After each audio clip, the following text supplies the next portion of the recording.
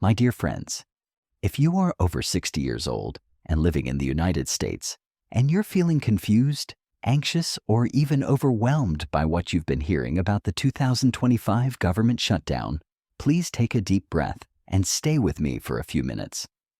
Because what's happening in Washington right now is not just politics. This is not just another round of arguments between Democrats and Republicans. This is something that could directly affect your daily life, your income, your health care, your food security, and your peace of mind. You deserve to know what's really going on. Not the headlines, not the panic, but the facts. And more importantly, you deserve to be prepared and protected. In this video, I'm going to walk you through 7 urgent warnings, real risks that are already affecting millions of older Americans during the shutdown. These aren't distant theories. These are real immediate issues, confirmed by trusted sources like AARP, which stands for the American Association of Retired Persons, and news organizations like Reuters and PBS. From rising scams, to delayed Social Security updates, to the disruption of health services, I'll break it all down clearly and help you understand exactly what steps you can take. 1. Scams surge targeting seniors. Let's start with what I believe is the most urgent and immediate threat: the surge in scams targeting older Americans. Every time the government shuts down, confusion rises. And when confusion rises, scammers move in fast. Right now, in the middle of this 2025 shutdown, criminals are already impersonating Medicare, Social Security, and the Internal Revenue Service, also known as the IRS, trying to trick older Americans into giving up their most private information. Here's how it works. You might get a phone call, an email, or even a letter that looks official. The person on the other end may say they're from Social Security and that your benefits are at risk due to the shutdown. They might ask you to verify your Social Security number, your Medicare ID, or your bank account just to make sure you're still eligible. Sometimes, they claim that your Social Security check has been frozen and you need to provide your account to reactivate it. Or they'll say they're from Medicare and they're updating records. They may sound professional, polite, and very convincing. But let me be clear, these are scams. The government will never call you out of the blue and ask for personal information over the phone. Real government agencies, including the Social Security Administration and Medicare, do not threaten to cancel your benefits if you don't respond immediately. They send official notices by mail, and even then, they never ask for sensitive details like full bank information. What makes this especially dangerous is that many older Americans, especially those living alone or not comfortable with technology, may not realize the warning signs until it's too late. Let me share a real story. Earlier this year, a 74-year-old widow in Texas received a call from someone claiming to be with the Social Security Administration. The caller said her number had been compromised and that if she didn't act fast, her monthly benefits would stop. Panicked, she followed their instructions and gave them access to her bank account. Within 24 hours, $12,000 were gone. Just like that. This is heartbreaking and entirely preventable. That's why I want you to remember this. Do not trust unsolicited calls, emails, or text messages asking for personal information. If you're ever unsure, hang up the phone and call the agency directly using the number on your official documents or from the agency's real website. You can also reach out to AARP's Fraud Watch Network, which offers free resources to help you stay protected and report suspicious activity. Another helpful tip? Freeze your credit if you're not actively applying for loans or new credit cards. That way, even if someone tries to open an account in your name, they'll be blocked. And remember, you are not being rude by refusing to talk to strangers on the phone. You are being wise. You are protecting yourself and your future. 2. Social Security COLA 2026 delay. Now let's talk about something that affects every single person receiving retirement benefits: The cost of living adjustment, also known as COLA, for the year 2026. Each year, the Social Security Administration makes a decision about whether or not to raise benefits to keep up with inflation. That adjustment is based on official data from the Bureau of Labor Statistics, specifically a number called the Consumer Price Index, or CPI, which measures how much everyday things like groceries, gas, and medical supplies are costing. But here's the problem. Because of the government shutdown, the Bureau of Labor Statistics has been forced to pause the release of this critical data.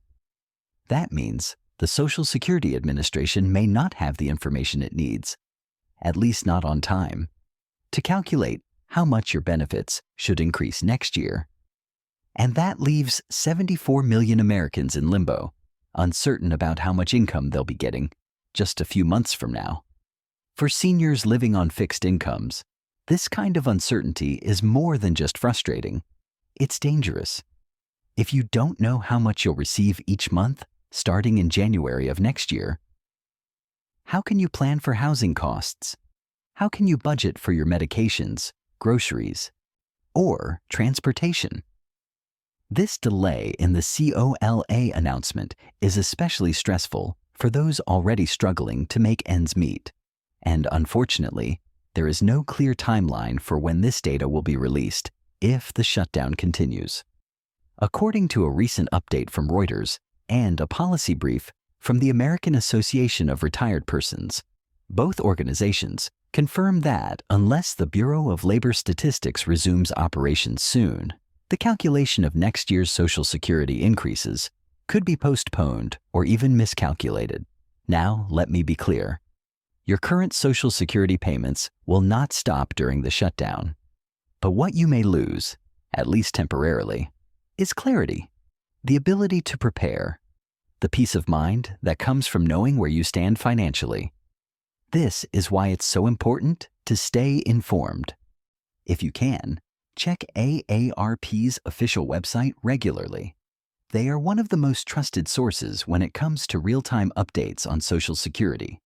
You can also call their helpline if you're not comfortable going online. And if you're a caregiver, or you have older parents or neighbors who might not know about these delays, please reach out to them. Just letting someone know what's happening and what's not can make a world of difference. Remember, planning ahead is not paranoia, it's wisdom. 3. Telehealth disruption. For millions of older Americans, the ability to see a doctor no longer means driving to an office or waiting in a crowded waiting room.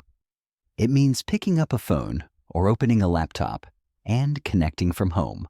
But now, because of the 2025 government shutdown, that critical lifeline, known as telehealth, is at serious risk of disruption. Let's start with the basics. After the COVID-19 pandemic, Medicare, which is the federal health insurance program for people 65 years of age and older, began expanding access to telehealth services. That meant seniors could talk to their doctors through phone calls or video chats, and even receive at-home care through special programs like Hospital at Home. For many seniors, especially those who live in rural areas or who are unable to drive due to physical limitations, this was a game changer. It allowed for better chronic disease management, safer mental health check-ins, and even post-surgical follow-ups without needing to leave the house. But today, due to staffing shortages and suspended funding caused by the shutdown, many of these programs are being paused or drastically scaled back. That includes telehealth coverage under Medicare's fee-for-service structure and special pilot programs serving seniors at home. This is not a future risk. It is happening right now. According to a recent report from PBS NewsHour, along with statements from ABC News, hundreds of clinics that depend on federal support to deliver remote care to seniors are either postponing appointments or canceling them altogether. In some cases, the technology support teams that help seniors get connected to virtual visits have been furloughed. Now imagine being an 80-year-old man with diabetes and a heart condition who lives in a small town where the closest specialist is over 100 miles away. Just last month, you were speaking with your cardiologist every 2 weeks using your tablet. Now, suddenly, that care has stopped, and there is no easy backup plan. That's not just an inconvenience. That is a health risk. So what can you do? First, check with your local clinic or Medicare Advantage provider to see if they are continuing to support telehealth visits. Some private insurers are still covering virtual care, even while federal programs are on hold. Second, talk to a family member or caregiver about helping you set up in-person appointments if necessary. It may take longer, and it may be frustrating, but having a plan is better than going without care altogether. And finally, advocate. Contact your local representatives and express how important remote care is to you. The more voices they hear from seniors, the more likely these programs will be restored quickly when the government resumes operations. Remember, you deserve access to health care, whether it's at a clinic or from the comfort of your own living room. 4. IRS delays. Now let's talk about something that doesn't always make the headlines, but could have a major impact on your wallet. I'm talking about the Internal Revenue Service, better known as the IRS, and how this shutdown is delaying critical tax-related services. Here's what's happening. Due to the government shutdown, more than 34,000 employees at the Internal Revenue Service have been furloughed, which means they are temporarily out of work and not allowed to perform their regular duties. As a result, a long list of important services is now either delayed or completely unavailable. That includes processing of tax refunds, correcting errors on previous tax filings, issuing property tax waivers, and even assisting seniors with questions about benefits, deductions, or overdue notices. For many older Americans, especially those living on fixed incomes, these delays can cause real hardship. Let me give you a few examples. You may be expecting a tax refund that you rely on to pay for home repairs, prescription medications, or overdue utility bills. But now, that refund may be delayed by several weeks, or even months, depending on how long the shutdown lasts. Or maybe you received an inaccurate notice from the Internal Revenue Service earlier this year. You sent in documentation to correct it, maybe about a missing income statement or proof of a charitable deduction. Normally, you'd get a response within a few weeks. But now, your paperwork is sitting in a pile on someone's empty desk. This uncertainty doesn't just cause stress. It can lead to financial penalties, late fees, and increased interest if issues go unresolved. And unfortunately, if you try to call the IRS helpline, you may be met with long hold times or no answer at all. Here's what you can do in the meantime. First, do not panic. The IRS will resume operations eventually, and if you've submitted everything correctly, your refund or correction will still be processed, just more slowly than usual. Second, if you're able, consult a tax professional or certified public accountant, especially if you're dealing with a correction or need urgent advice. They may have access to systems that can flag issues or help you get ahead of problems before penalties kick in. Third, keep copies of everything, every document, letter, or receipt. Keep a paper trail, and if possible, send important correspondence by certified mail so you have proof of delivery.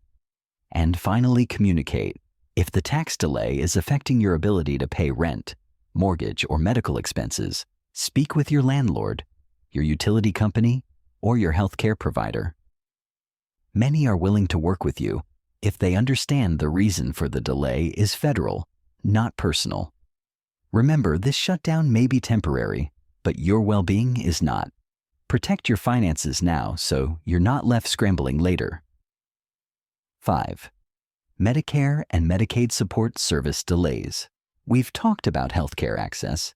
Now let's talk about the support systems behind it, specifically Medicare and Medicaid.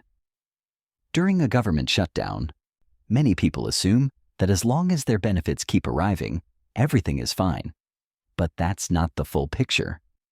The truth is, while payments may continue, the services that help manage those benefits, the people who answer questions, process changes, fix errors, or help you switch plans, are often unavailable or severely delayed. That means if you need to change your Medicare plan, if you lost your card and need a replacement, if your doctor's office submitted a claim incorrectly, or if you simply have a question about your coverage, you might find yourself stuck with no one to help you and no clear answer on when help will return. According to recent updates from Kiplinger and the American Association of Retired Persons, also known as AARP, many federal employees who handle Medicare and Medicaid support services have either been furloughed or reassigned. That includes phone support agents, enrollment specialists, and claims processors. What does that mean for you? Let's say you're trying to enroll in a different Medicare Advantage plan because your current plan dropped your preferred doctor. You call the support line and wait for hours, only to be told no one can assist you right now due to the shutdown.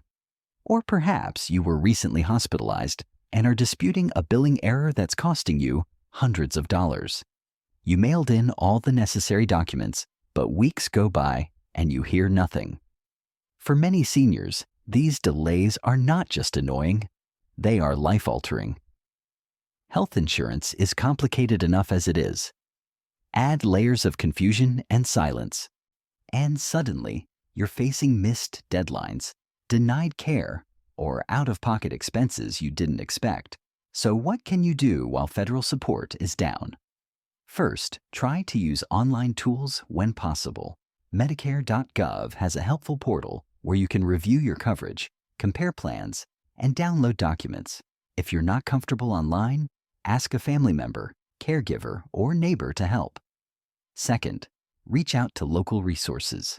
Many states and counties have state health insurance assistance programs, also known as SHIP, which are still operational and can offer guidance during this time. Third, be proactive. If you have any changes to make, especially during upcoming open enrollment periods, gather your paperwork and plan ahead now. Delays may continue even after the shutdown ends, so getting a head start can save you time and frustration. And finally, have patience with yourself. These systems were never easy, even on a good day. If you're confused or overwhelmed, it's not your fault. You are navigating a broken system during a difficult time. You are doing your best, and that is enough. 6. Risk to food assistance programs. Let's talk now about something we all need every single day. Food. For millions of older Americans, especially those living alone or on limited incomes, food assistance programs are not a luxury. They are a lifeline. Right now, with the government shutdown in full effect, there is a very real concern that critical nutrition services could be disrupted if funding runs out. Let me explain. Programs like Meals on Wheels, Supplemental Nutrition Assistance Program, also known as SNAP, and community dining centers for seniors often depend on federal funding, either directly or through state grants. During short shutdowns, these programs usually manage to stay afloat using emergency reserves. But if this shutdown continues for weeks or even months, many states, especially those with already tight budgets, may be forced to cut back or pause services altogether. That means fewer home-delivered meals, fewer grocery vouchers, and fewer safe spaces where seniors can gather and eat together. The people most at risk are those who live alone, are physically limited, or have no nearby family support. Many of them rely on a warm meal showing up at their door each day. For some, it's the only human interaction they get all week. A report from Leading Age New York and AARP shows that in rural areas and inner-city communities, providers are already preparing for the worst. Some food banks are rationing supplies. Others are drawing up wait lists. Local nonprofits are making emergency plans, but those can only go so far without federal dollars. So, what can you do? First, if you currently receive Meals on Wheels or similar services, check in with your local provider. Ask if they foresee changes and whether they have a contingency plan. Many have newsletters, phone lines, or social workers who can give updates. Second, if you receive SNAP benefits, also known as food stamps, do not wait until the last minute to shop. If your next deposit is uncertain, try to stretch what you already have. And if you're eligible but haven't applied yet, apply now before any freeze in processing occurs. Third, reach out to local churches, food pantries, or senior centers. Many are stepping up to fill in gaps during the shutdown and may be able to provide emergency meals or grocery bags. And if you are someone who is still in a good place, financially stable, well-fed, and able to give, this is a powerful moment to help. A small donation to a local food service, or even delivering groceries to a neighbor, can make an enormous difference right now. Because the truth is, no one should have to choose between eating and paying for medicine. Not in the United States. Not in 2025. Let's continue to look out for one another. 7. Emotional and mental health impact. So far, we've talked about money, medical access, food, and fraud. But there's something else happening during the shutdown that isn't always visible, and yet it's just as serious. I'm talking about the emotional and mental toll this situation is taking on older Americans. You see, when you turn on the television or scroll through the news and all you hear is benefits at risk, services delayed, government frozen, it creates a constant state of worry. And that kind of stress, day after day, wears on the heart and the mind. For many seniors, especially those who live alone or are already dealing with health challenges, this uncertainty can lead to sleepless nights, anxiety, and even mild depression. You may find yourself feeling more irritable, more tired, or just emotionally numb. Maybe you've been asking yourself questions like, will I be able to afford my medications next month? Is it safe to rely on Social Security if the system seems broken? What happens if I need help and no one picks up the phone? These are valid, honest concerns. And you're not imagining the impact. According to mental health reports compiled by Kaiser Health News and community wellness groups across the country, more and more seniors are reporting emotional distress linked directly to financial uncertainty and the disruption of essential services. And here's something important. Many older adults don't talk about mental health. We were raised in a time when people just pushed through. But emotional pain is no different than physical pain. It deserves attention, and it deserves compassion. So if you're feeling overwhelmed, please know, you are not weak. You are human. What you're feeling is a natural response to an unnatural situation. What can you do? First, try to limit exposure to the news. Stay informed, yes, but don't let the constant stream of negativity flood your spirit. Check updates once or twice a day and then give your mind a break. Second, reach out. Talk to someone, a friend, a family member, a neighbor. If you attend a faith group or senior center, let them know how you're doing. Just saying the words out loud. I'm feeling anxious, or this is really getting to me, can bring relief. Third, look into community resources. Many states offer free mental health hotlines. There are also online counseling services tailored for seniors that offer telephone-based support if you're not comfortable with video chats. And remember, sometimes the best medicine is human connection. A short phone call, a cup of tea with a neighbor, a walk outside. Small actions that remind you, you're still here, you still matter. This shutdown may be shaking the systems around us, but it doesn't have to shake who you are inside. You are strong. You've lived through wars, recessions, pandemics, and you are still standing. And we're standing with you. This isn't fear-mongering, it's reality. But there is hope, because the more informed you are, the better prepared you can be. And when we face challenges together, we're never as powerless as we think. You are not alone in this. If you found value in this message, I ask you to do 3 simple things. Share this video with someone who might need it. A friend, a parent, a neighbor.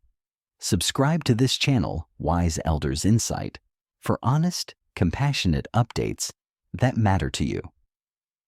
And most importantly, take care of yourself. Rest. Eat well. Ask for help. Stay connected, because this community is here for you. I am here for you. We may be living through uncertain times, but together we move forward with wisdom, with strength, and with each other. Until next time, be well, stay safe, and keep holding on to hope.